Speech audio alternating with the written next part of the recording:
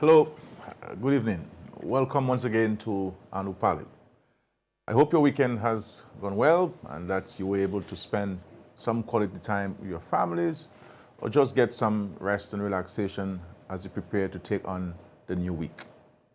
As we speak, the Ministry of Health is dealing with an increase in COVID-19 positive cases.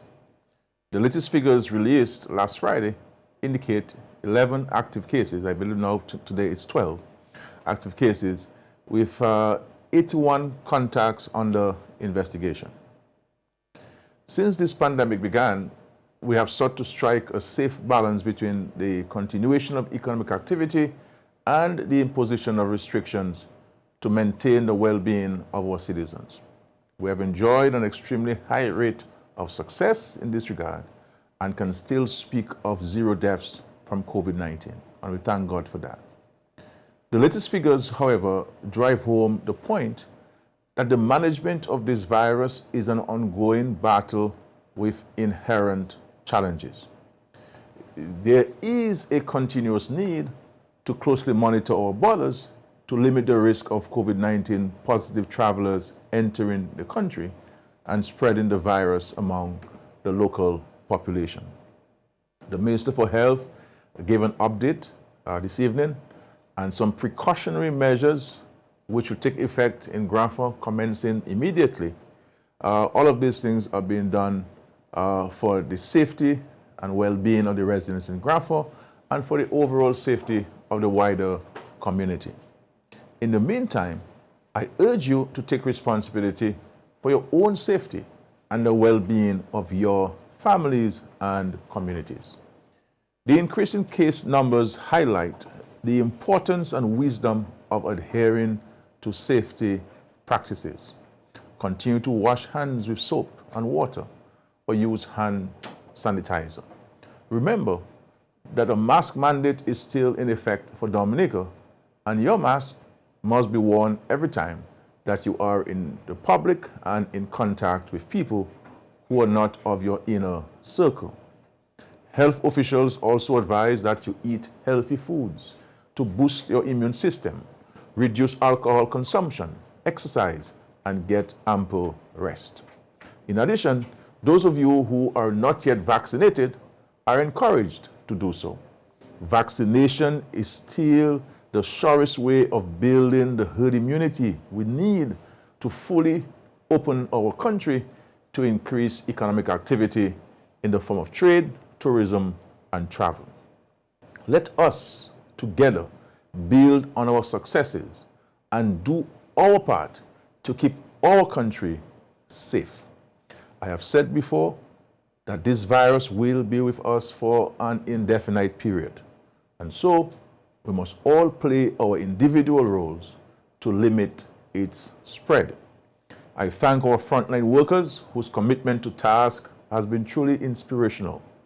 They deserve our highest commendations, and we pledge our support to every single health worker in this country as they go about this important duty of protecting the health of our nation.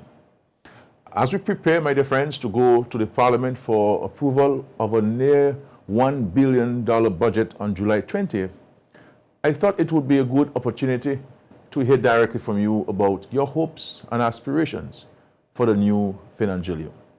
We know that it has not been an easy year. Indeed, for several years running, our economy has had to endure the impact of natural disasters and now the fallout from a worldwide pandemic that has slowed activity in the global economy. There is no doubt that in Dominica, we have persevered. And if we're honest with ourselves, as citizens and residents, we have done better than expected. I credit this to careful, prudent management of our fiscal affairs, always with the well-being of citizens in the forefront of our decision making. I have never made light of the challenges we face in managing an economy affected by so many external shocks and natural disasters. Late last month, we proposed the Fiscal Responsibility Act to empower us as a government to be more efficient to manage the fiscal and financial affairs of the state in a more transparent manner. And one objective of this fiscal responsibility legislation is to manage public expenditure, as I said, in a manner that is transparent, allows for full and timely disclosure, and ensures that debt is reduced and maintained at a sustainable level.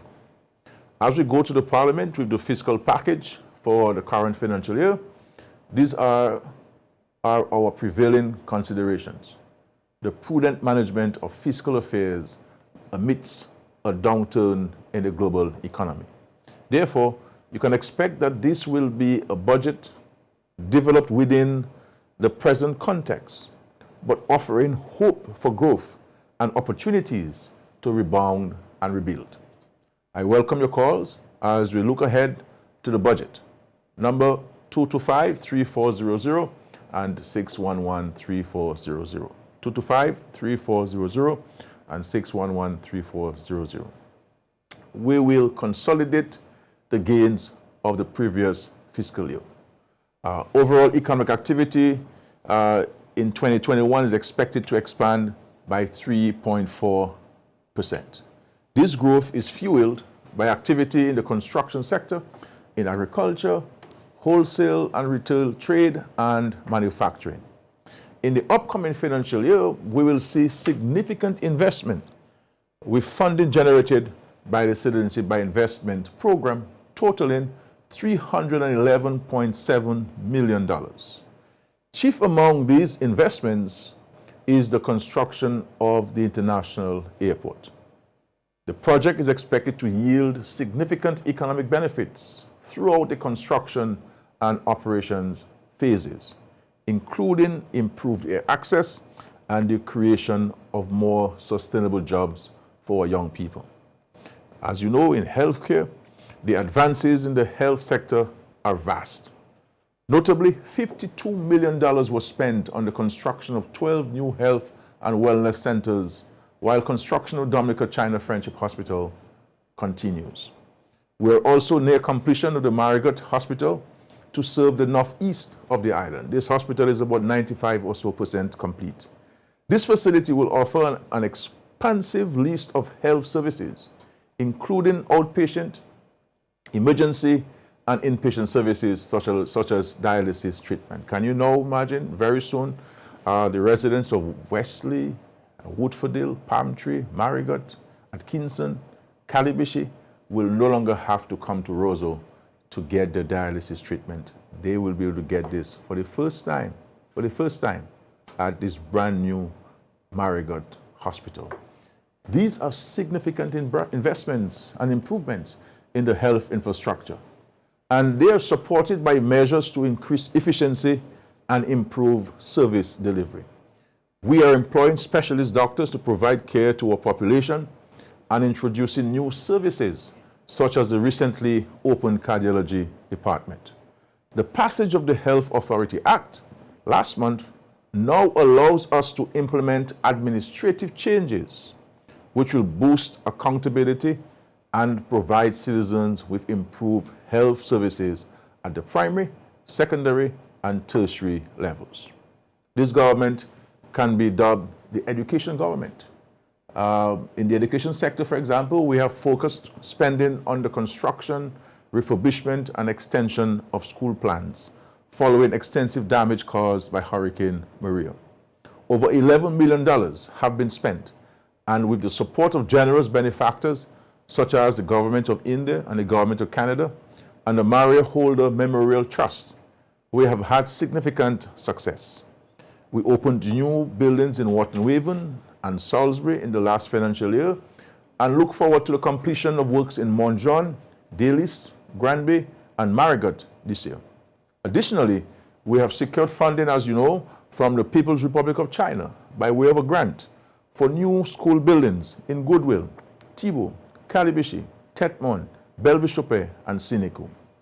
We are also going ahead with the construction of the new wing at the Dominica Grammar School. All of these schools will commence construction during this upcoming financial year. So great news, continued great news for education. Housing, the housing sector is a great source of pride for this government and indeed for everyone in our country. We have made tremendous strides in improving the housing stock, resilient homes, safe homes, improved homes, access to sanitation and all of the amenities. And there's so many families, hundreds of families, who are in better homes now than they were before.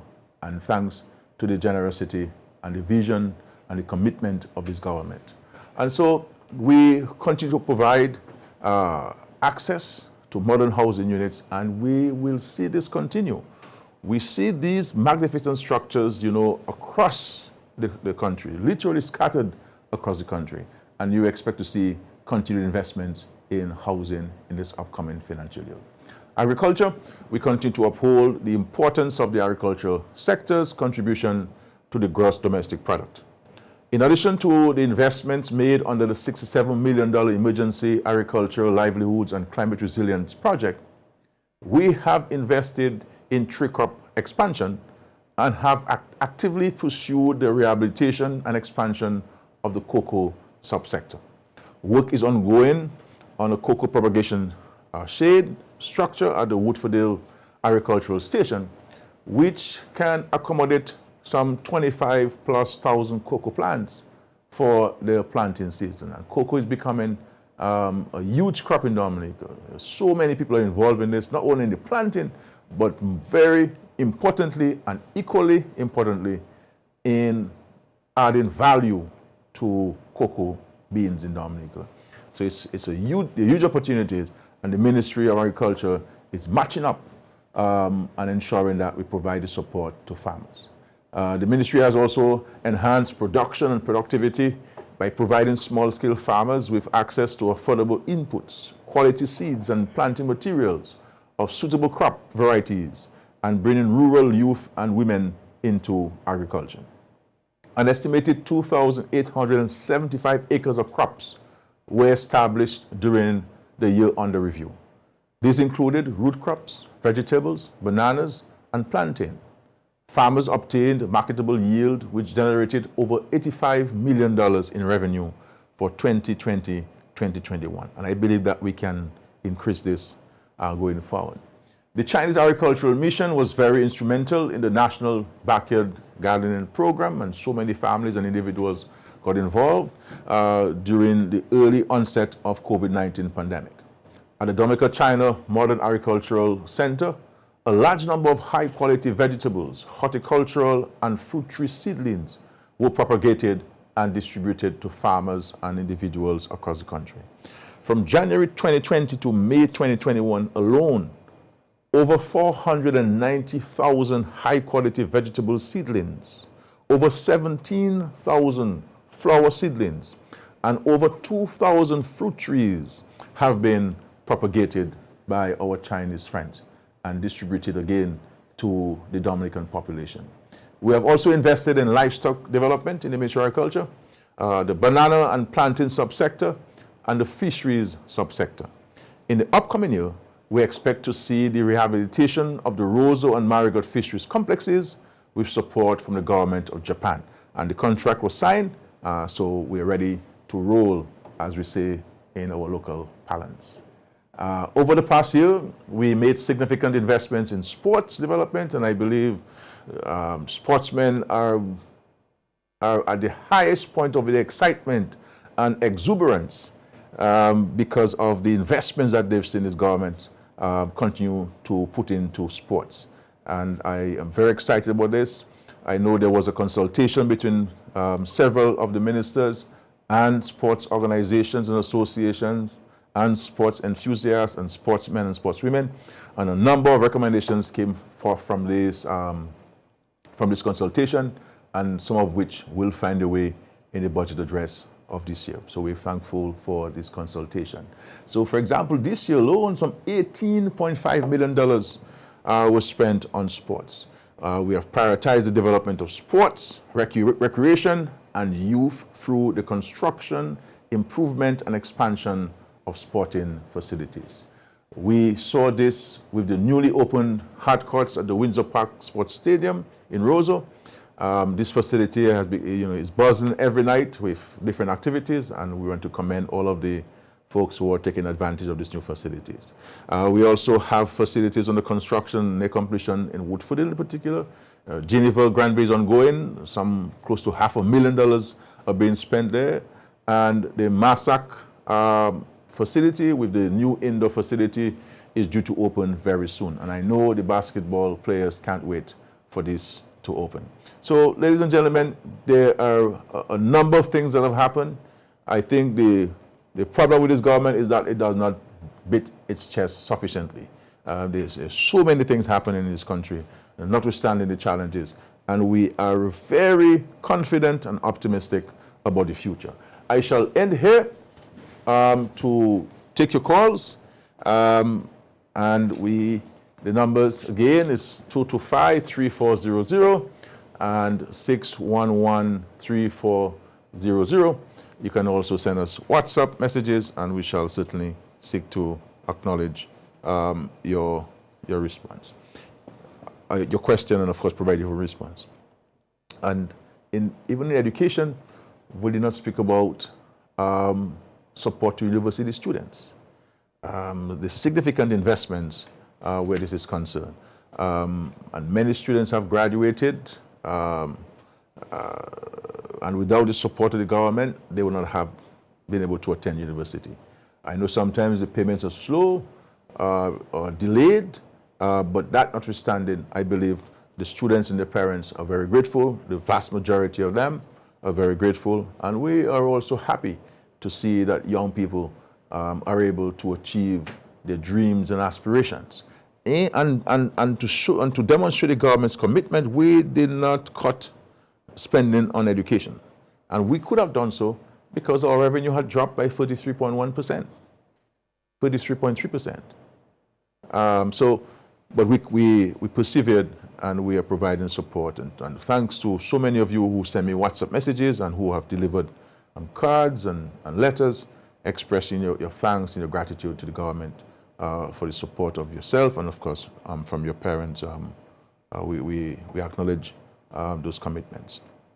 At the State College, students continue to have full access to the State College, tuitions absorbed by the government to ensure that we don't only create access, but we provide the opportunity, the environment to take advantage of the opportunities.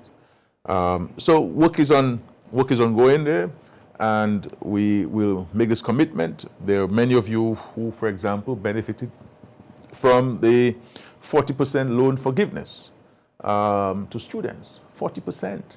So it means, therefore, if you had an outstanding loan balance of $100,000, the government gave you $40,000. $40,000. And these $40,000 could buy you a residential lot to build your home and to own a piece of Dominica. That is what we speak about when we talk about empowering people. Giving them something that somebody cannot take from them. That's the best gift you can give to a young person in particular. And education. We always told so by our parents that nobody can take your education from you. And that is what the government is doing. And when we look back and we see the number of people who then could not have access to university, who now have access to university. Because we salute, we encourage, we're excited, we celebrate the successes of our fellow citizens. And so sometimes when people talk about, what we did for young people, what best can you give your child as a parent than the opportunity to have access to an education? And we as parents must be careful that we don't let our children believe that getting a scholarship from the government or assisting the government is nothing. Because they will in turn view what you have done for them as parents and what you did for them as parents as nothing. So what we need to do is to encourage them to make use of their success, of their scholarship, of the investment that the government is making into them. And so that will continue, certainly will continue. In our young people, we continue to invest in the Dominica Youth Business Trust, Dominica Youth Business Trust, Dominica Youth Business Trust, and the way the Youth Business Trust operates is that the government places monies at the financial institution and we guarantee those loans for young people. There are times some of the young people do not repay the loans, and I have had to approve monies as Minister of Finance to repay the financial institutions. And that is not totally fine, but it is understandable because we have to continue to place trust and confidence in our young people. And if they succeed on the first try, power to them. If they fail on the first try, we have to help them pick up themselves and try again. And this is essentially what the Youth Business Trust is doing. Providing, guaranteeing funds, putting the funds up and guaranteeing loans for young people. Because when we know as young people, and we know as a country, that young people generally do not have collateral, which the banks need. And many young people lamented for years that they could not go to the financial institutions to get loans. And we put in place the Dominica Youth Business Trust. I think we have gotten some questions from Facebook. The person said, how much monies are set aside for maintaining the quality and aesthetics of the buildings that have been built by the government in the last year? This is a very important question. There are some funds, I do not have the precise amounts with me, I don't have the estimates with me, but we have set aside some funds in each ministry for the maintenance of public buildings, because that is a concern I have, and I don't know, it appears that this is a legacy of former British colonies. We don't like to take care of things. We like to face if things fall apart and then we rebuild it. And so I agree with you that we have to maintain these buildings. A door is broken, let's fix it right away. Let us paint the schools and the health centers maybe every 2 years or every year. We have to take care of these things, because when we spend $6 million to build something and spend none to maintain it, what's going to happen to the value of the building? So I agree with you. This is something we lament all the time, and so we pay particular attention to this particular issue. Another question here asking me, would you consider bringing back the 2-day quarantine? We never really remove any consideration on the table insofar as the management of COVID-19 in Dominica. Because we have always maintained to you, the citizens of Dominica, that your safety in all of this has been paramount. We have always placed the health of the economy secondary to the health of our people. And so every action that we have taken to date has been with regards to the health and the safety of our people.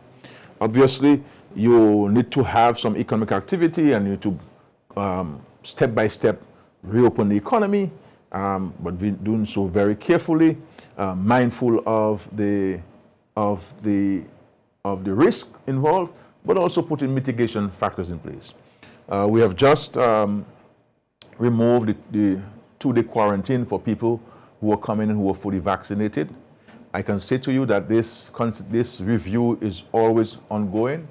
I had a meeting today with the Cabinet along with the Ministry of Health today to assess the situation not only in Grand Fond but in the whole country, and to look at our protocols and to see where we can strengthen. There will be some additional pronouncements that will be made by the Minister for Health in the upcoming days.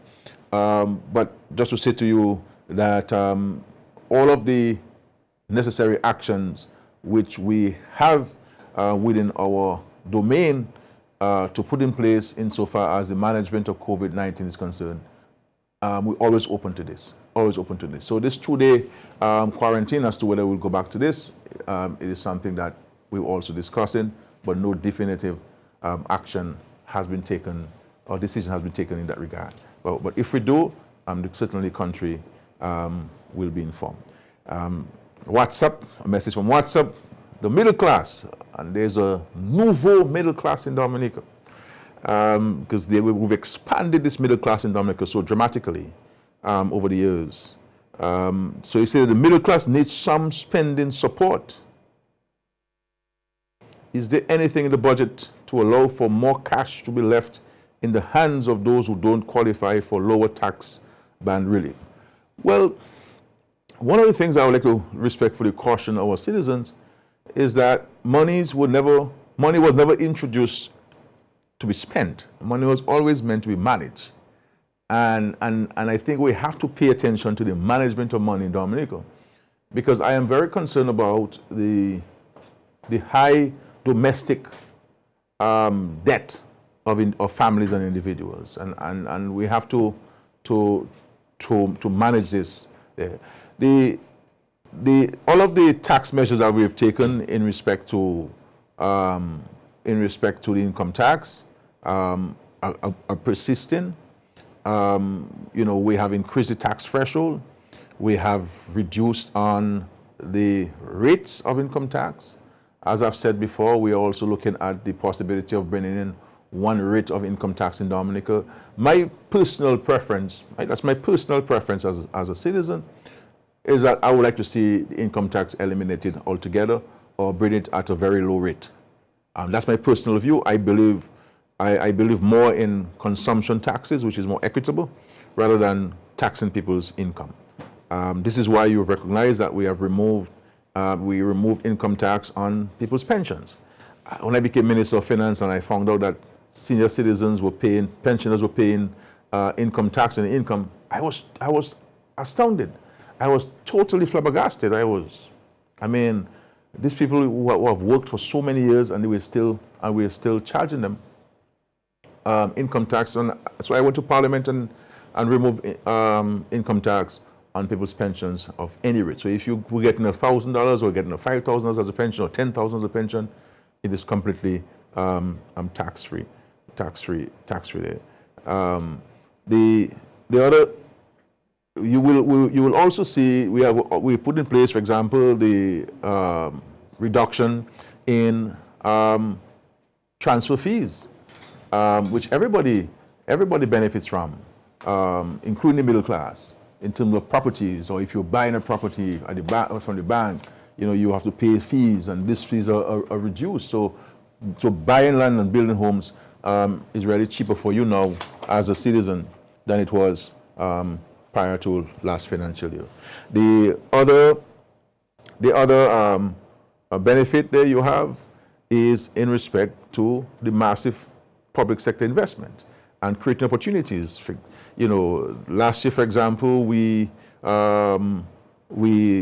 looked at the issue of I believe the year before that, of allowing you tax deductibles from persons who have a second mortgage. Many people build second homes to rent, to bring in extra income, and we have increased the tax deductible where a second mortgage is concerned. Somebody's asking, will there be support for first-time homeowners, or will the support for first-time homeowners continue into the next budget? I think the person here is referring to the 10,000 for people who are 40 years and younger who benefit from this. I can tell you a lot of people took advantage of this. I think about 134 people got assistance under this program. Will I, as Minister of Finance, continue it? I believe this is coming as a recommendation from you. It is something that I'm looking at, and we shall wait and see. But it has really encouraged people. And I personally met with some young people who had no intention of building their homes or buying up the land. who had intention but did not have the motivation, rather, I should say, of doing so. And because of this initiative by the government, they went quickly and bought the lands. And $10,000 went to the payment of transfer fees and lawyers' fees and fees dealing with land transactions. And now these people have their titles waiting at the registry to be issued to them. And today they are property owners, supported by the government. So we're looking at this. Will government be more flexible with aid bank financing for business seeking $250,000 and more, and who have solid business plans and cash flow analysis, but have issues raising collateral and security? This is a wonderful question. As you know, some $27 million will be placed at the aid bank. It's a bit delayed. It should have been there in May or June, but there's some delays, and we're overcoming those delays. But the monies have been confirmed. The money is sitting at the Caribbean Development Bank waiting for our finalization or mutual finalization.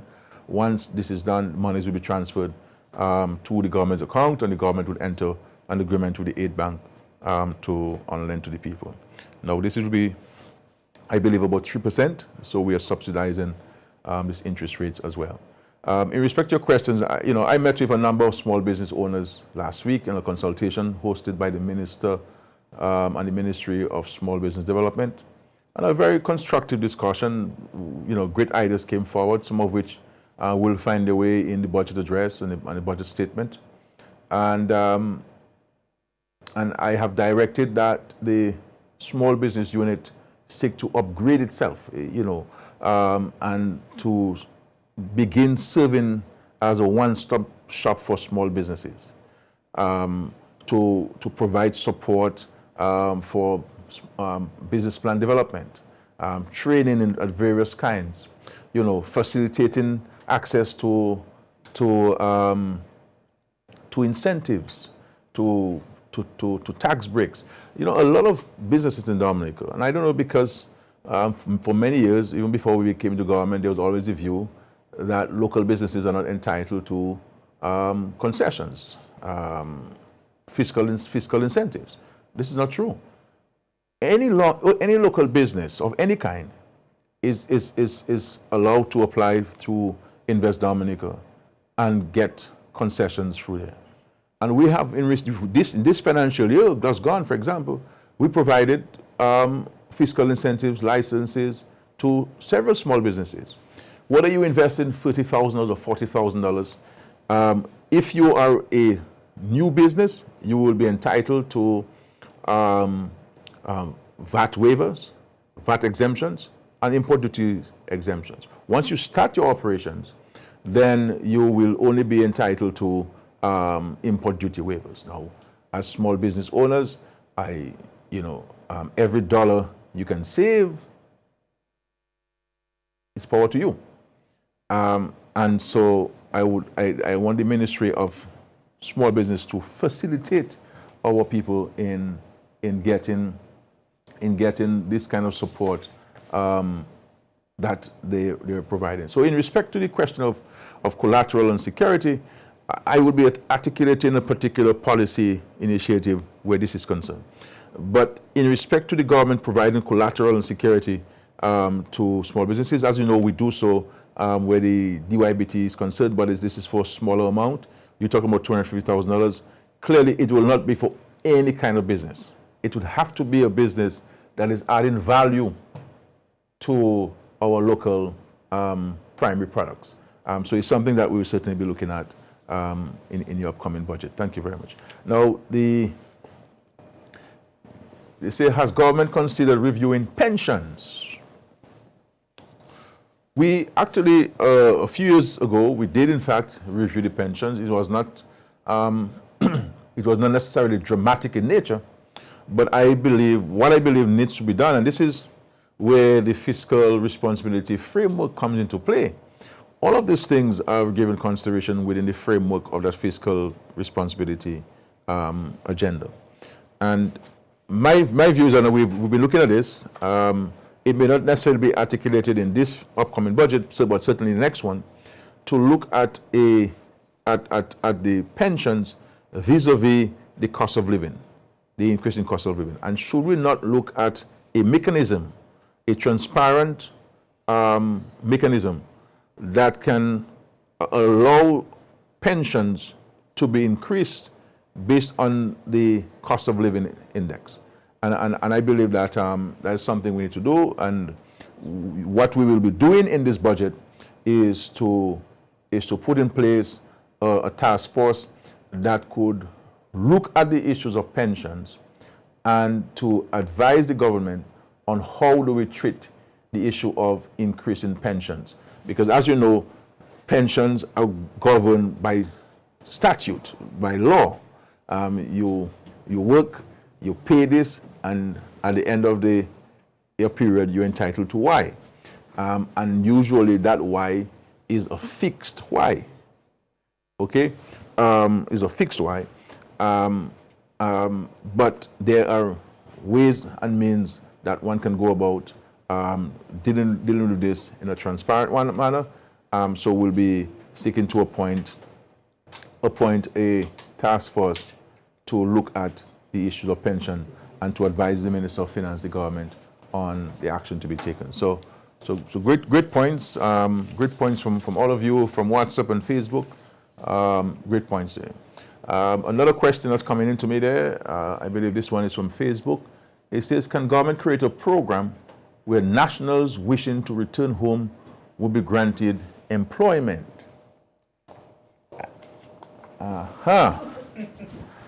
I was hoping that nationals returning home could come to create employment for us. Bring the Yankee dollars and the pounds and the euros to us so that we can create jobs. There are always opportunities, my friend. There are always opportunities. I believe that we have to be prepared, as those of us who are working overseas, to not look at at our earnings, but to look at our contribution to our country and offering ourselves, because most times this is a challenge where people have to look at their salaries and what they're getting, etc., etc. The airport is coming. We'll be advertising for many jobs. I mean, the CEO is a Dominican who lived overseas, and he has accepted the offer of the job to be here. And there are several people who have returned to work within the public and private sectors, and who themselves have come back to Dominica to invest and creating jobs, not only for themselves, but for their fellow men and fellow women. So there are opportunities, always opportunities. We're always advertising for various positions. It is left to yourselves to apply, and certainly consideration will be given there. There's another question there. Says there, will the budget advance the proposal to develop a middle-class housing project in Warner? The simple answer to that is yes. The concept, as you know, we have articulated in respect to what we call, I have dubbed it, the Future Housing Development Program. And the idea is for the government to acquire from the DSS, because we have to pay them, because these are private people's, these are people's pension money and pension land, and we must compensate them properly. So we intend to acquire the land from DSS. I think it's in DSS' interest to sell it, so that it can have greater access to liquidity, which is going to need in next years to come. We are prepared to acquire these lands and to develop it over a period of time, to provide housing for public officers and people in the private sector, and also for Dominicans living overseas. And we have gotten numerous inquiries from Dominicans living overseas who do not want to go through the hassle of getting a contractor and getting plans drawn up and acquiring lands and building while they reside overseas. And many of them have gotten burnt by that process, but who want to have a home in Dominica. So we're making ways for this. So in respect to public officers, and I will articulate this in the budget address, in respect to public officers, what will happen is that those homes will be assigned to the Government Housing Loan Board.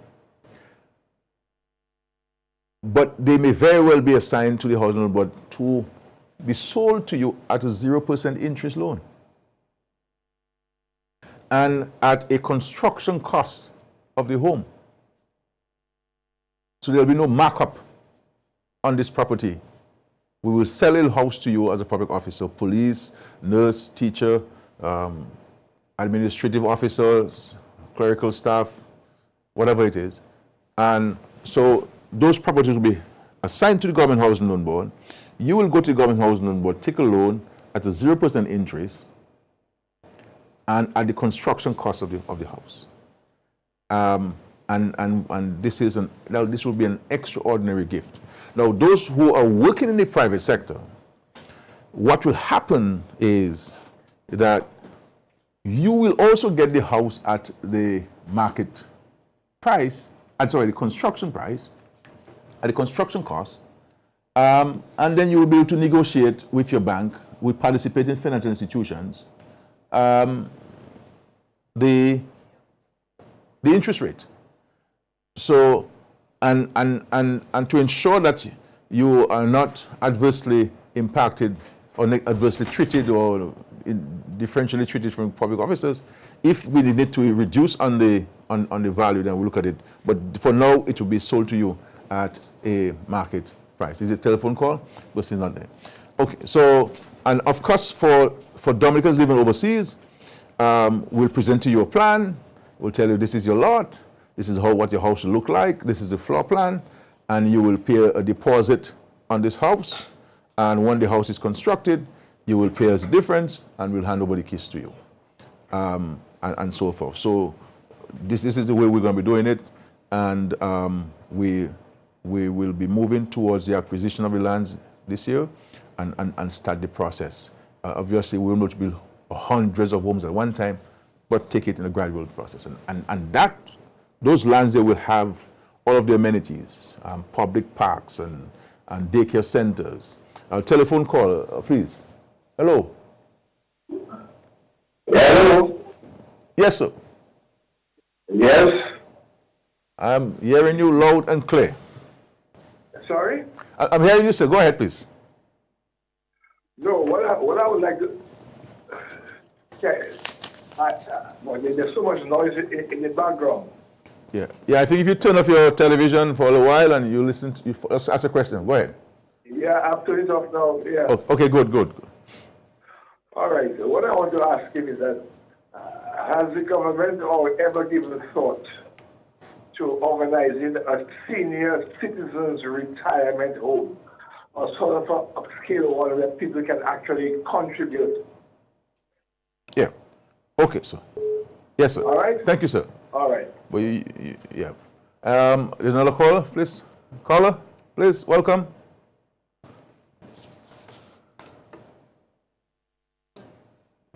Go ahead. In respect to the senior citizens retirement home, yes, we've been discussing this. The reality is, these things are better placed with the caller. Hello. Hi. Good evening, Prime Minister. This is Marina. Hi. Good. And I am very concerned about the cases of a child sexual abuse on the island. Therefore, I would like to know if there will be an increase in budgetary allocation for the social welfare division. Thank you. Yeah.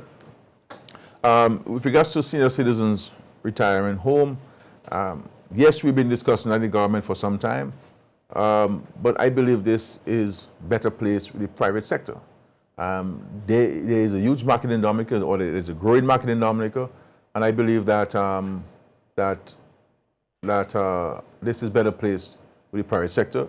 The government is prepared to provide all of the incentives for such investments, but we believe that this is better placed with the private sector. This person just asked a question. There was a question also, a similar question from WhatsApp, I believe. Will there be an increase in budgetary allocation for the social welfare division to combat sexual abuse? What we intend to do in this year's budget is to increase the staffing for the division to ensure that we have more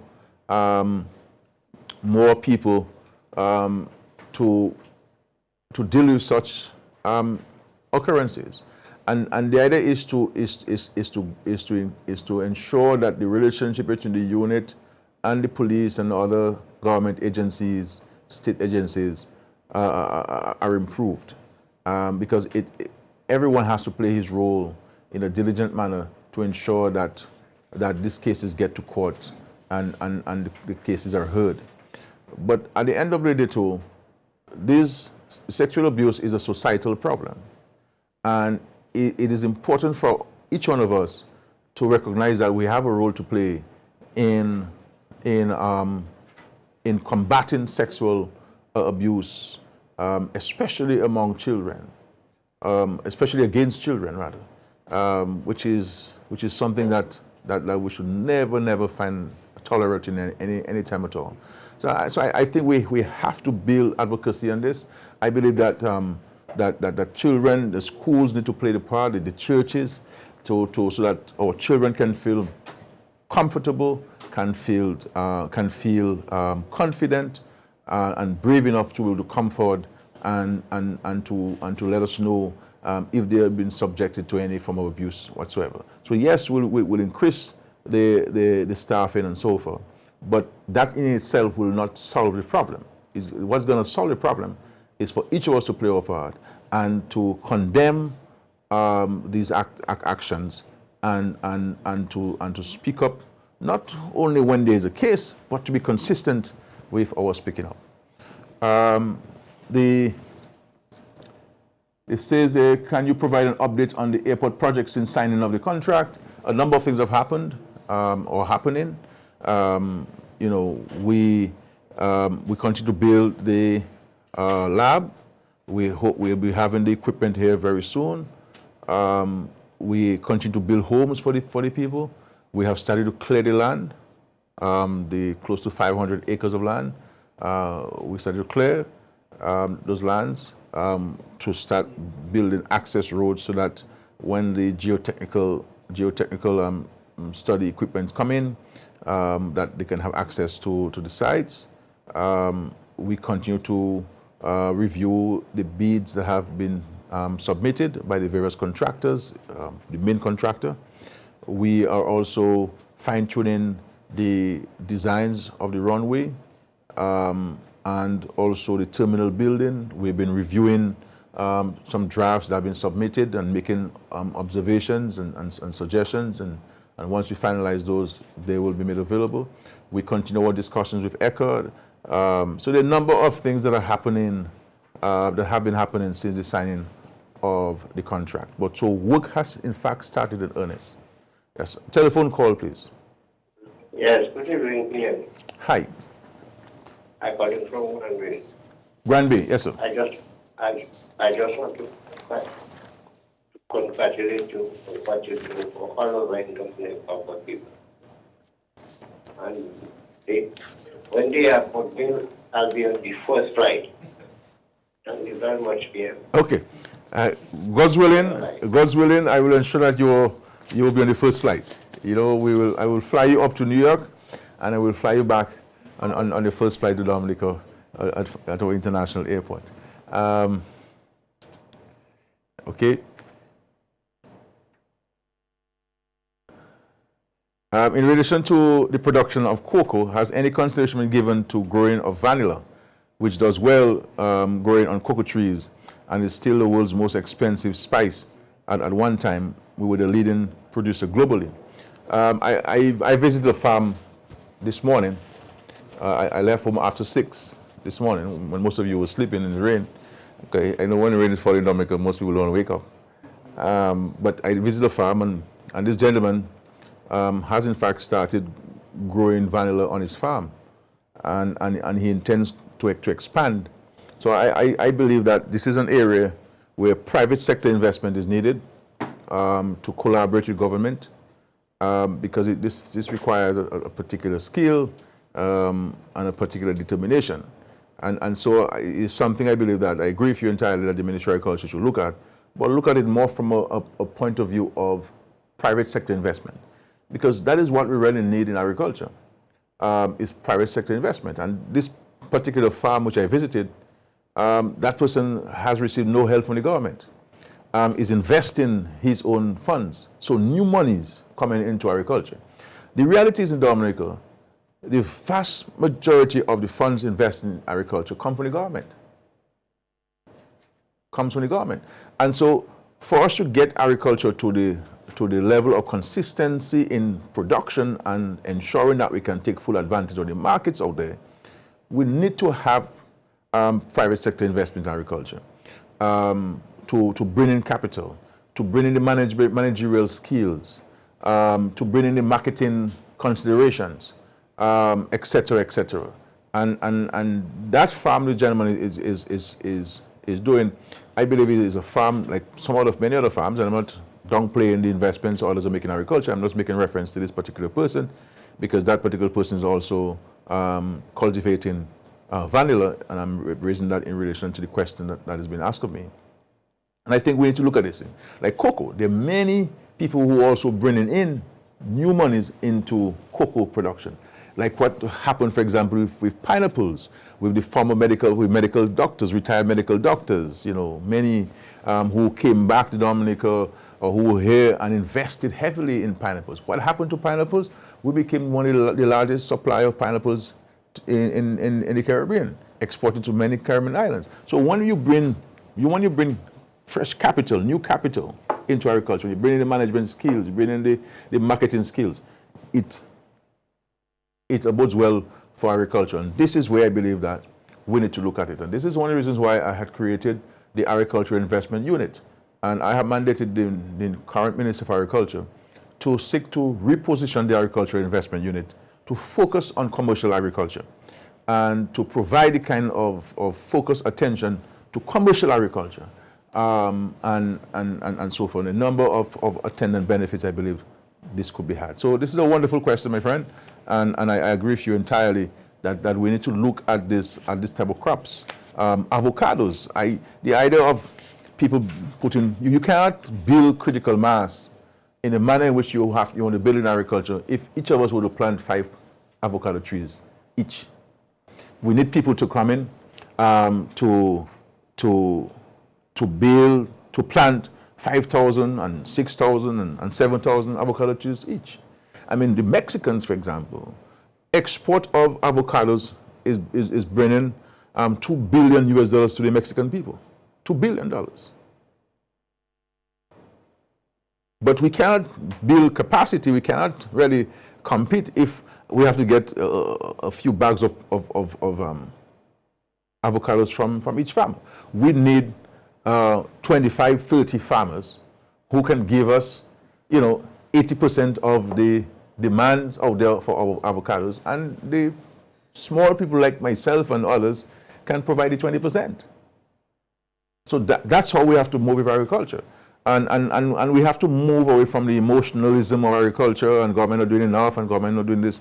What is it that we need to do in agriculture in order for us to take greater advantage of agriculture? And I'm putting it to us, I believe, private sector investment. When you go to other countries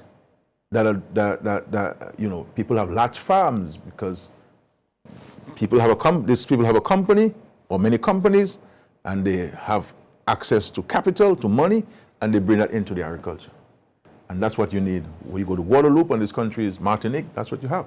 And we saw it in regards to bananas when the guy from Martinique came to Dominica and invested in Layupac. Our export of bananas catapulted because he was able to get 12 tons per acre on a consistent basis. And so he was exporting volumes. So these are the kind of things I believe we need to focus on and to put the money behind these kinds of investments. To put the money. Cutting the dollar in 100 cents, it's not going to create a critical mass. I think we have to take this dollar and cut it in 3 and create a critical mass, and those of us in between would certainly benefit from this. And so this private sector person who's from my visit this morning, I think the person has a right attitude to this, and many other people are doing so, and I think we need to highlight those things. It says there, will the private sector be able to invest in the upcoming geothermal project as shareholders? Well, as it is now, the government has a company, and the intention down the road is to eventually sell shares to the public.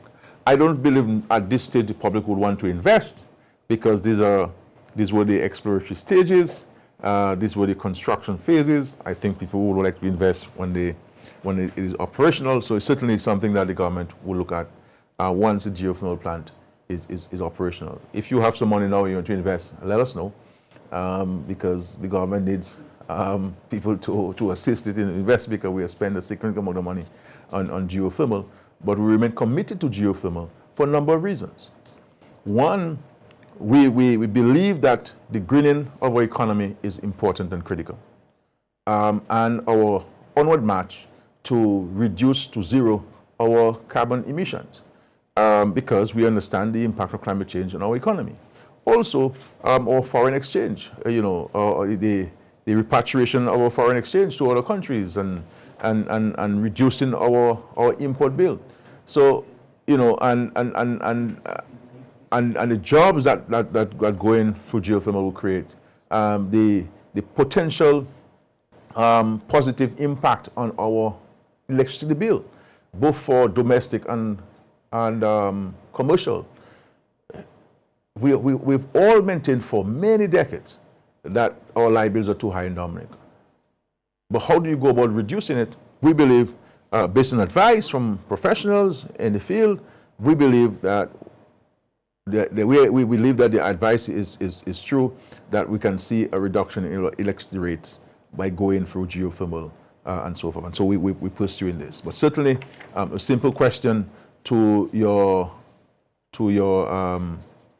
question is yes, but we'll wait when it's operational and going forward. The person is asking here, Bacatel housing project.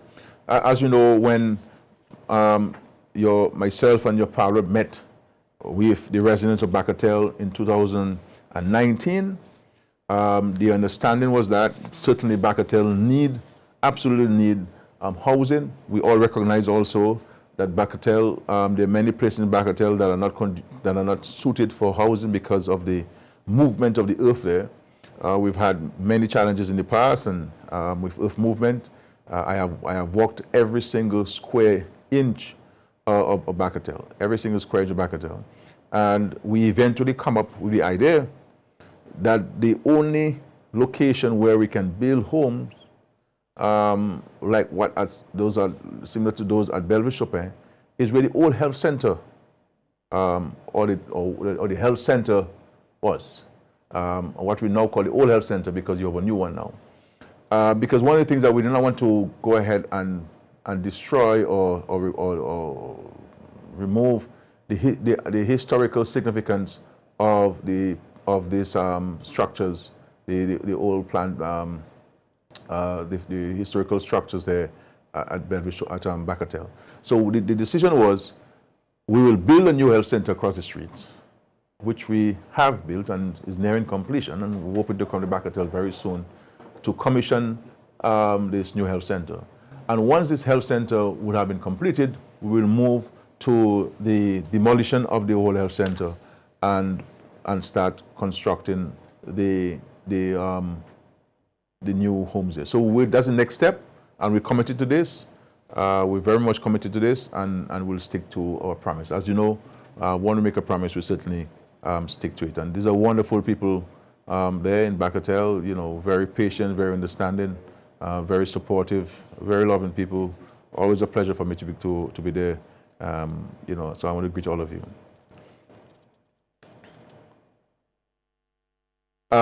Will government be allocating any funds for the employment of approximately 15 doctors who are currently awaiting placements as medical interns?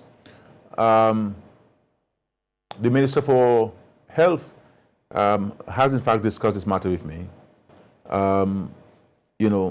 This government has made access to education so easy and affordable that we are seeing a dramatic increase in the number of medical doctors in Dominica, both junior doctors and also specialist doctors, all of whom were sent to do specialized training by this government, and certainly by this Prime Minister. And I have in fact approved for the engagement of all of these doctors, these interns. Obviously, I believe about 10 or 11 went through, and I think contracts are being worked up, and they should be coming to cabinet on Tuesday. They should have been there last Tuesday, but they did not make it on time, so they'll be in cabinet on Tuesday. And I believe 4 or 5 others needed to submit some additional documents. So need to submit some additional documents. So I'm sure the ministry, you should be in touch with the Ministry of Health. But yes, I know some of you have sent me WhatsApp. I know somebody sent me a WhatsApp as late as yesterday about this. So yes, you will be employed. I also have one of my constituents from Penville, Dr. Marvella Leblanc, from Abakwa in Penville, who is also one of them. And so I'm sure her mother must be happy to hear this. Her mother is watching this program tonight. So I'm very much aware, and funds have been made available by the Minister of Finance to engage all of the doctors. Somebody's asking me a question about price control. Price control. He's saying, Skerrit, you know, these merchants are selling things expensive.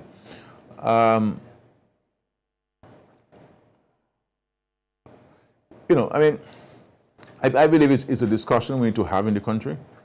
You know, I understand that there are certain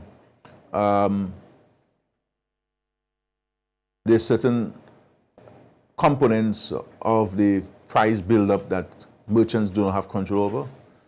Freight, insurance, shipping costs, etc., etc.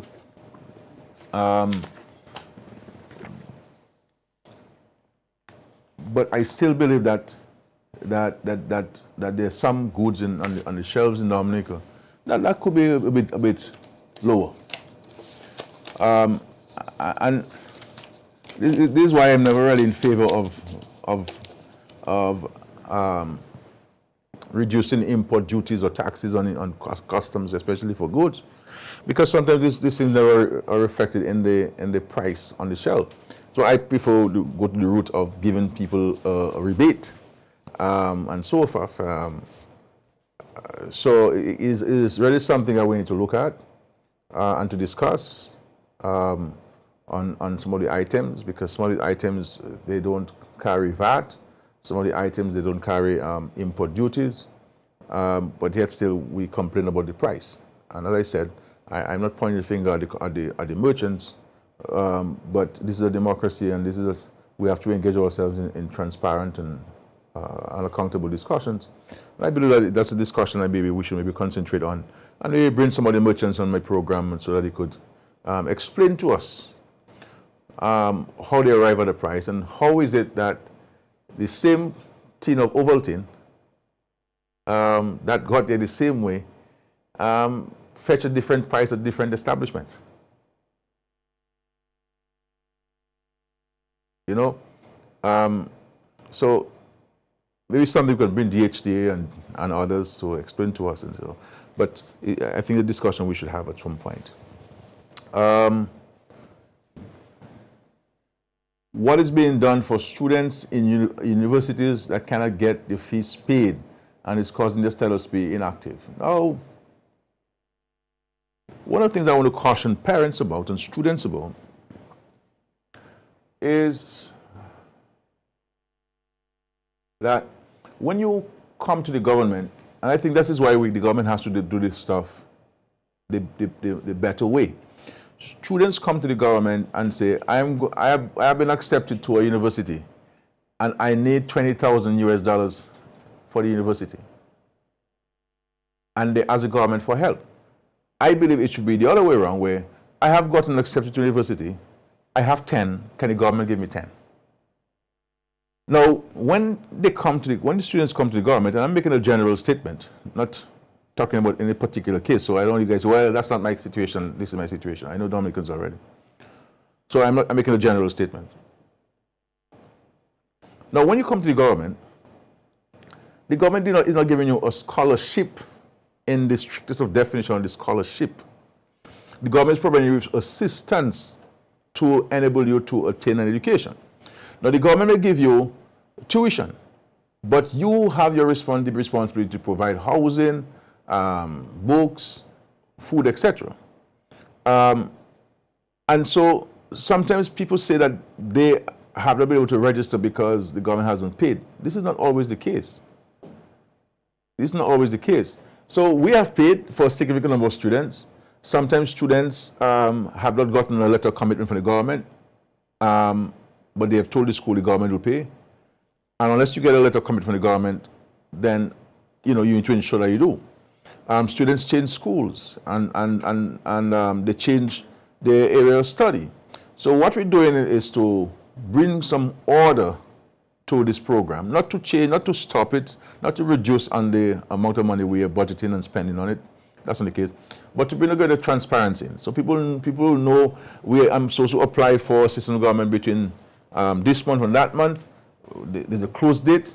How much the government will give for each area. So it is more transparent and so forth. And the government will articulate this very soon. We'll place on the government website, and you will know exactly where it is. But we are persevering to make payments, all our commitments to students. We've increased the staff at the ministry. I believe now they have about 5 or 6 people coming from 1 person to 5 or 6 people who are dedicated to improving our communication with students and also students' communication with us. So it's not an all perfect system, but I believe the vast majority of people are getting facilitated, and we need to continue to address those who have not been facilitated. The telephone call, please. Yes. Yes, sir. Good evening. Good evening to you. Good evening, sir. I just want to remind you of a very serious need in Amazon, the bridge. Yes. Yeah, since 2015, the bridge went down. Nothing else went down. Yeah. With regards to this bridge, we had gone to tender last year, as I indicated, and the bids came in way above the in-house estimates, and the Ministry of Public Works suggested, and I have approved of that suggestion, that they use a different method of procuring the construction of the bridge. I am hoping that we will get this bridge going. This is a priority for us this year, and I'm hoping that we can get this bridge started and completed. It is an absolute need to create another means of in and out of MZOL, knowing that the other side is challenged. And I give you the assurance that we will pay particular attention to this in this financial year. Okay. It says there, will government start to implement the bond system for students to return home to work? We will be strengthening, it exists, but we'll be strengthening the bonding system so that we can bring greater accountability, that students know that when they get money from the Treasury, it is not to form the fool, it is to study and to study well, and that they are answerable to the taxpayers of the country insofar as the funds are concerned. So there will be, as I said, the Minister of Education will speak to this very soon and to give details on this new approach that would facilitate students applying and students following up, and a better management system for scholarship programs, or education assistance program. Will there be a reduction in VAT and customs duties to balance the minimum wage? VAT. The reality is, I would sincerely caution the country against tampering with the VAT.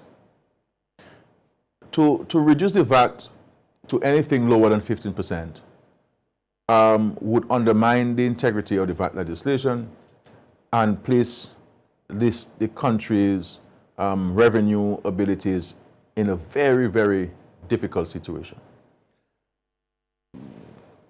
We almost remember that the VAT replaced several taxes. You know, we had several taxes. We had the consumption tax, we had the sales tax, and the consumption tax could have been could something go as high as 40% and 50%. And I believe the sales tax back in the days was 7.5%. And we had I believe the hotel tax, the hotel occupancy tax at the time. So the VAT replaced all of those taxes. And we have also reduced on the rates of income tax in Dominica from a high of 40%. And we have also increased the tax threshold from 12,000 to 30,000. Okay? From 12,000 to 30,000. Custom duties, which is another thing, we continue to look at this. We have made several, and I think what I need to do, and the FS is listening, and the Ministry of Finance folks, that we need to get the list of items in Dominica that are zero rated where VAT is concerned and where custom duties are concerned. And I think we need to make it available to the public again, because the list is long. And so we can continue to look at custom duties. Some of the custom duties we cannot reduce on them because of our WTO mandates or our CARICOM and OECS mandates. So we have to be mindful of those commitments that we have given to each other within those legal frameworks, those legal trade frameworks. But we will continue to look at customs duties. I believe if we are talking about cost of living, I think we need to look at custom duties. Sometimes a lot of this thing has to do with the classification. Sometimes all of this thing will jumble up into one number, and then everything falls on this. So I think we need to spend some time, and maybe something we need to look at, maybe a joint private sector, government, and civil society, and all the interested parties to look at this in a transparent way. And to see which of these items in Dominica we can reclassify and which ones we can reduce on the custom duties on, to help to see whether those reducing custom duties will help in reducing the cost of some of the items on the shelves. And also a lot of small business owners complain, and rightly so, about the high duties that they have to pay. Sometimes the reason why for this is that these things come from extra CARICOM, extra regional, and there are some regional entities that we have to protect, et cetera, as our collective responsibility to the region. So I think we need to look at this in an objective manner, and I am open to this. But the way VAT is concerned, I would caution this. If you to ask me, and I were to answer you sincerely, I would say to you, let us dramatically reduce income tax and maybe put 2 percentage points on the VAT. What do you think about that? You know, because the VAT is more equitable. You will pay based on your consumption. If you consume a lot, you will pay a lot. If you don't consume a lot, then you won't pay a lot. So it's a more equitable tax system. But I would caution anybody who is suggesting reduction on the VAT is not taking this thing of looking at the greater good of the country. And I would caution against this. I would more look at this. I have a fundamental ideological view about placing an imposition on somebody's labor. I mean, I work for you. You tell me you pay me $10. Why you want to take my $10? That's my property, you know. But we know that the government has to raise revenue to meet the needs and to provide for its citizens and residents. So we have to do things, but we have to look at it. The issue of the minimum wage, I know that people have spoken about the minimum wage. The reality is, there was extensive consultation, and you see sometimes we in Dominica, a discussion is raging in the country and we don't have voices of reason coming forward and speaking to those things. But what we have done where the minimum wage is concerned is to look at what is being offered now. What are people being paid insofar as wages are concerned? And so the rates that we have put forward are rates that businesses told us they are paying. So this is why I'm totally flabbergasted by this very same business is saying that we have increased their operating costs. I believe that the people who have been affected, and I've said so to the small business people and to the Ministry of Labor, are the people with the smaller enterprise, very small businesses, with one person working for them and so forth, and so forth. But there's a way that we can go around this, and we will certainly have a way of going around this and seeking to assist these people. And there are some foreign companies that are here and foreign entities that are here who stick to the letter of the law. And so they pay Dominicans and Dominican workers what the law says. These are the only people who've been paying below minimum wage. But the vast majority of people, as a matter of fact, as Minister of Finance, Prime Minister, I took a decision, I believe in 2007 or 2006, that nobody working for the government for 40 hours a week should be paid less than $1,000.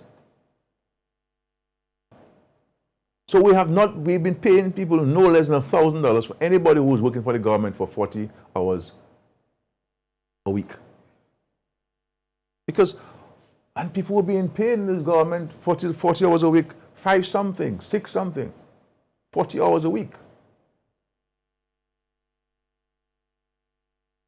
And there's no way these people could go and take care of their families if they were making 40 hours, whole 40 hours and less than $1,000. So we increased it to a minimum of $1,000 to everybody. There were people who were working in the gardens, at the national parks, at the hospital, different areas who were getting less than $1,000. We increased this. So I know there are folks who had an issue with the commencement of the new measures, and I understand that. That's something we can discuss. And if there is a view that we need to maybe change the commencement date, then we're open to this. But in respect to minimum wage, and we have a list of businesses, I don't think it is necessarily fair for us to publicize this list. But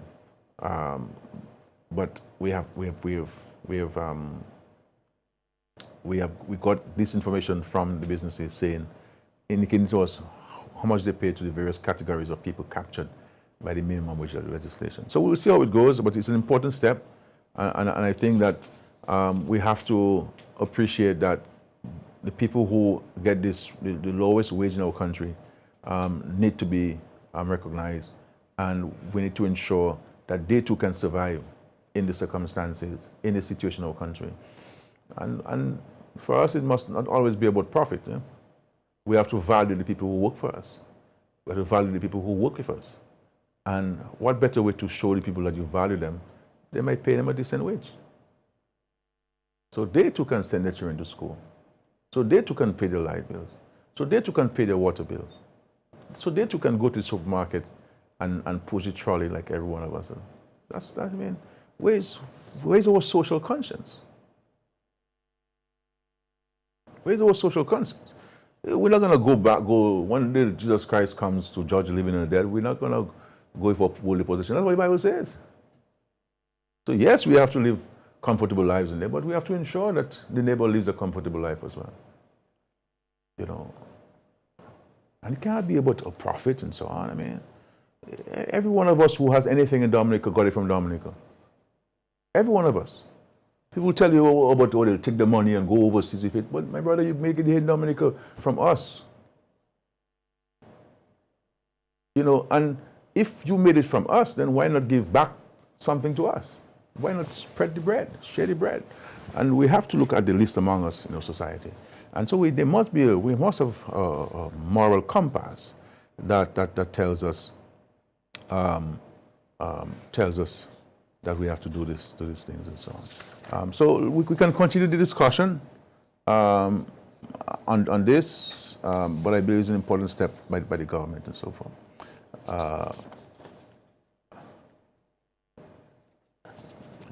So on the issue of the price control, as I said, the person asking, has the government considered price control? The price control on a limited number of items in the country, petroleum products, cement, rice, sugar. There price control on these items. I do not believe that we necessarily need to extend them. This is a free market economy. There is supply and demand, but we have to ensure that that prices are pegged at a particular rate that people can afford. Increasing budget for skills training. Last year, I believe we paid out about $23 million. This financial year is about $25 million for training, and I believe here the person might be talking about skills training for youth, for example, the youth development division. We have, in fact, we took a decision in cabinet last month, month before last, to increase on the budget for skills training at the Ministry of Youth Development. I happened to stumble on the rates, and I felt that we certainly should be giving more and providing more to the trainees. So that's been increased, and I believe the rates have been effected. And I want to commend the Minister for Youth Development on this, and we will certainly push on this. And I believe you're going to see a heightened focus on skills developing in Dominica. We need those skills. There's so many skills. I mean, so many of us who have basic plumbing problems at home. I am sure many of you have to open your sink below because the tap is done. Even in this room, I have people and they're all shaking their heads. And then your toilet bowl keeps flowing after you flush it. It keeps flowing. You're not feeling properly, and then you have to close this top, and when you want to use it, you turn it back on. And for somebody with bad waste, that can be a difficulty. And so we need, but it's difficult to get people to come in a diligent manner to fix these things. People have basic electrical problems. Your switch is broken. You have to take duct tape and cover it because it's a hazard. We into construction. There are not many skilled, highly skilled tile men and tile women there in Dominica. So we need to increase this. Landscaping and maintenance of landscaping, which has huge opportunities. I believe that this is yet to be tapped. And I'm happy that I'm seeing the existing landscapers are really raising the bar. And more people gradually are showing an interest in getting their properties, both business and domestic properties, private properties, home residences, landscaped and maintained, because that increases the value of your property and the aesthetics of your property. We need more chefs in Dominica, especially if we're going into private villas. When these rich people come, they want to have a chef only to themselves, to their family, and many people are having private dinners in Dominica, and they would like to hire a chef. But you have very few trained ones to go around. And so these are things that we have to start looking. The issue of training people to be butlers. Butlers make a lot of money, especially for tips. And, so there are a number of things that we have to start preparing ourselves and putting things in place where skills training is concerned. Pastries of various kinds. We need people who are trained in this. So there are a number of areas of skills that we need in this country. You have almost every furniture place I go to, there's one person inside there. That is the owner of the place. And every time I speak to them, they say they can't get people to work. And I know we have tried by having this attachment where we paid the owner of the business, and we also paid the trainee to learn the trade. And luckily we still have a group of younger furniture makers, Simeon and the folks there in Bath Estate and elsewhere, Frampton and these guys who were still around. But we need to have a cadre of young people trained in furniture making. I mean, the amount of monies we send out to Dominica buying furniture, basic things, that we believe that if we can make it, but the people, they can't get the people to work, to take advantage of the market. So a furniture man now has to do the cutting, he has to do the measurements, he has to do the sanding, he has to do the varnishing, he has to do the painting, he alone. And so we talk about here in Dominica that there are no jobs. But when I speak to business people, they say they can't get people to work. So I am perplexed. What's going on? On one hand, people say no jobs. On the other hand, people say they can't get people to work. And then we have our Haitian brothers and sisters who welcome here, and we're happy to have them here, who repatriate $23 million to Haiti. They made it here. So I believe that we have to, we focus on there being no jobs rather than where the jobs are and why people are not taking them. And I believe that we have to look at this. All of us can't be a boss man before we start working, or just as we start working. We have to start somewhere. And everybody wants a big money from the time you start working. But I'm not prepared to gradually get to the ladder. I believe I should be the highest paid person in the country for all this stress you guys gave me in Dominica and all this responsibility I have. And I mean, what my salary like and so on. Most people make more money than me. So can anybody speak on my behalf here? I mean, I speak on everybody's behalf. Who's speaking on my behalf then? But that's the reality we live with.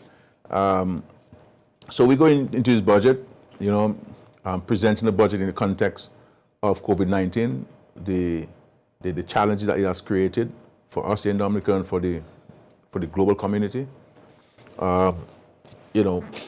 And when you think that things are getting back to normal, then you have a surge in source markets, then you have new variants, and then you have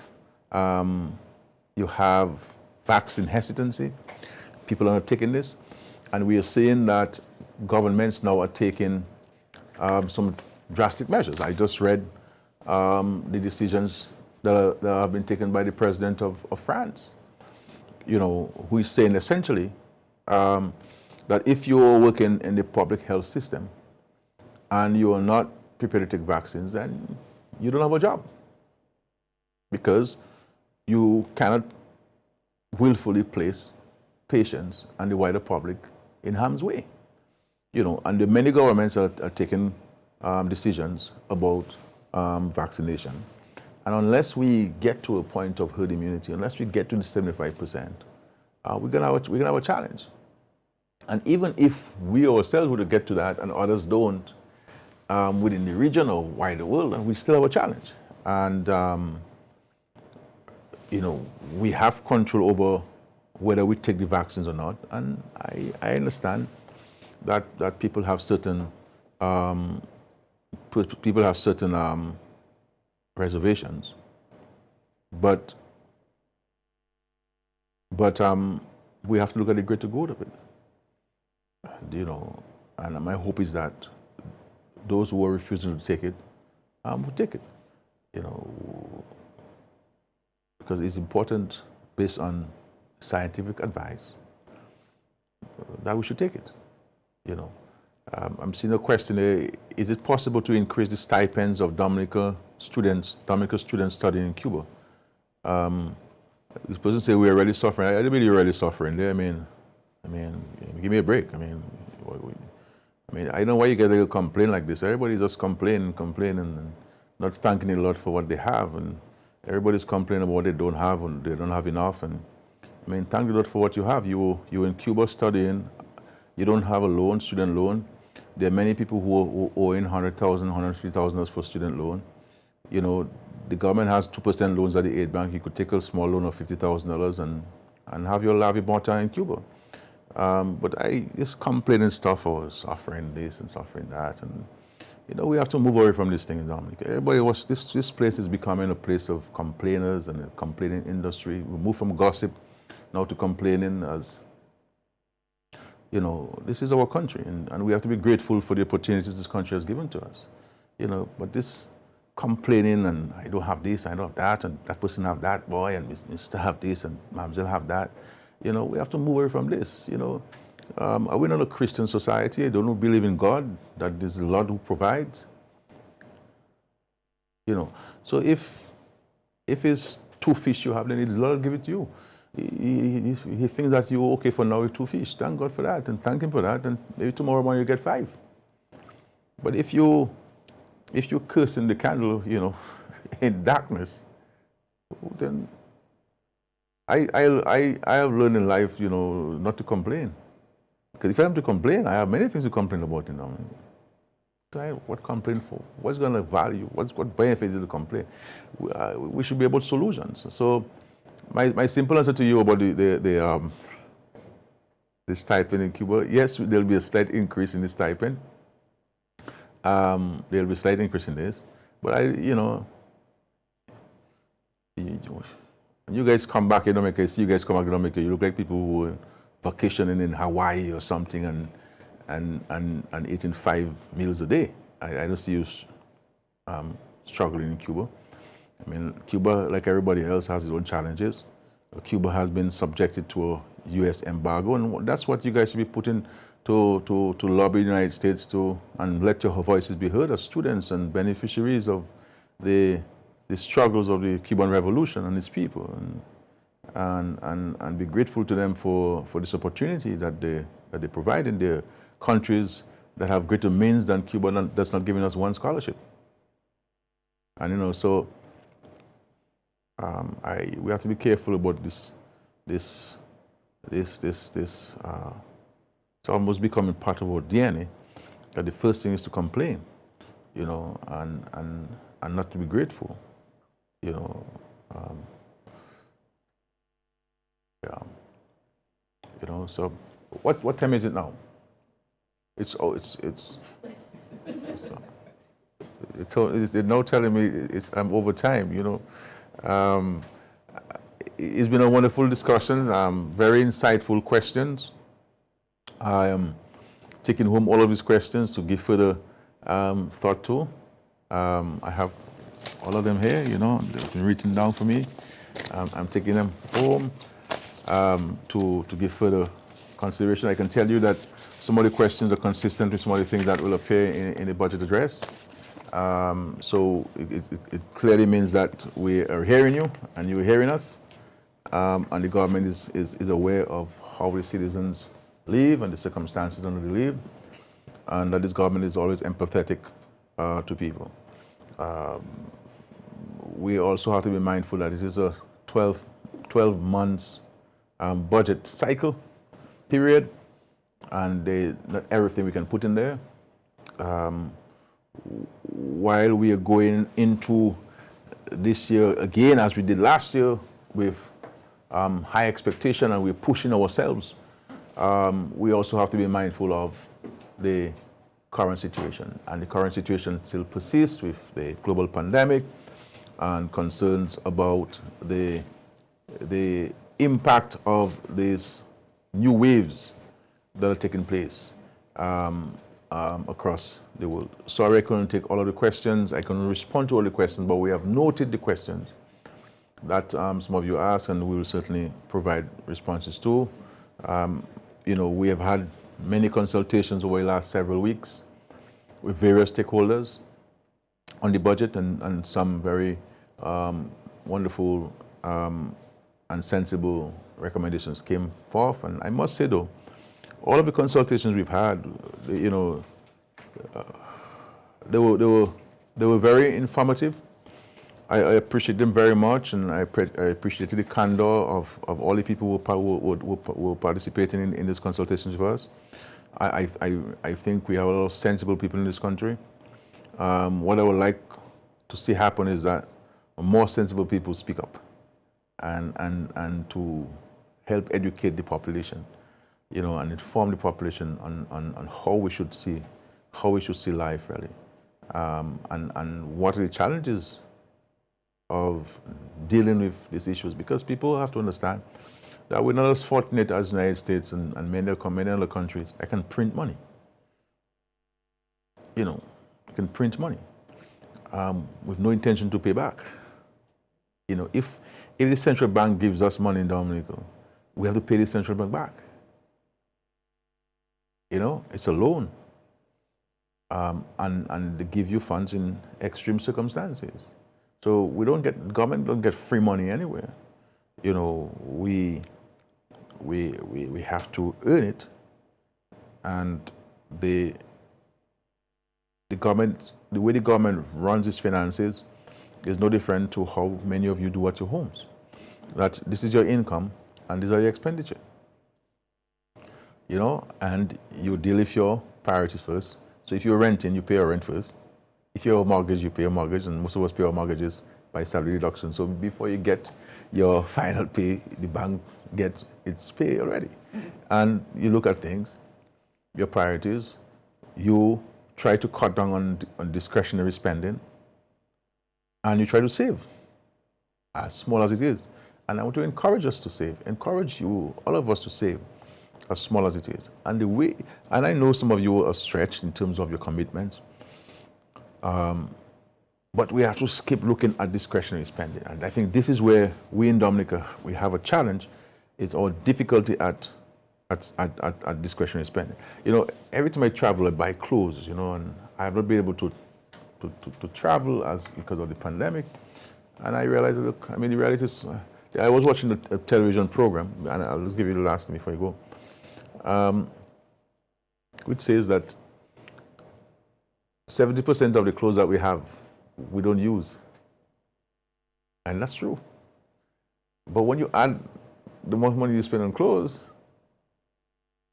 so I'm thinking of maybe only buying a dark gray suit, a navy blue suit, and a black suit, and that's it, I'm thinking of going and moving in that direction and so on. So reduce on suits and so on. But thank you very much for being with me again tonight. Wonderful night. On Friday night, I attended the Cicero Singers performance. It was always remarkable. I think these are highly talented young Dominicans, and they should be encouraged and supported. And real Dominican talent on display, and I was happy that I took time off to be part of it, and commendation to all of them. And there's this place in, I also went last night to Trafalgar.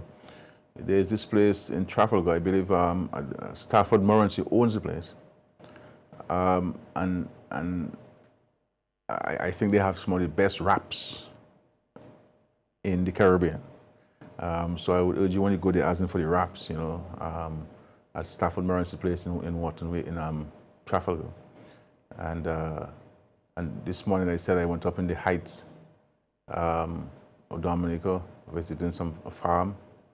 There's a very interesting, rain was falling at the time. So let's go forth and serve our Lord and our country. We have a country to build, Let us try to be constructive and positive as citizens, and to thank God for His many blessings. We have this challenge in Grand Fond, but we'll overcome this challenge. We have been confronted in the past, as the Minister for Health indicated, and we have triumphed. And we will triumph by the grace of God, by the continued diligence of the frontline workers and the health professionals, and also the usual cooperation of the people. And the people of Grand Fond, I know them very well.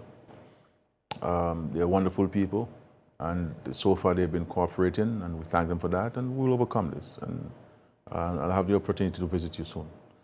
God bless you, and God bless our country, and I want to thank all of you, and let us go forth and to serve our country and to serve our God. This is our country. It is our duty and responsibility to build it and to be constructive and positive. This government is not perfect, but we cannot deny the fact that this government is working hard and is true to its word, keeps its promises, and is going all out to ensure that we create a better way of life, a better standard of living, more opportunities for all our people. Thank you very much, and thanks again for joining me on this episode of Anupali. Good night.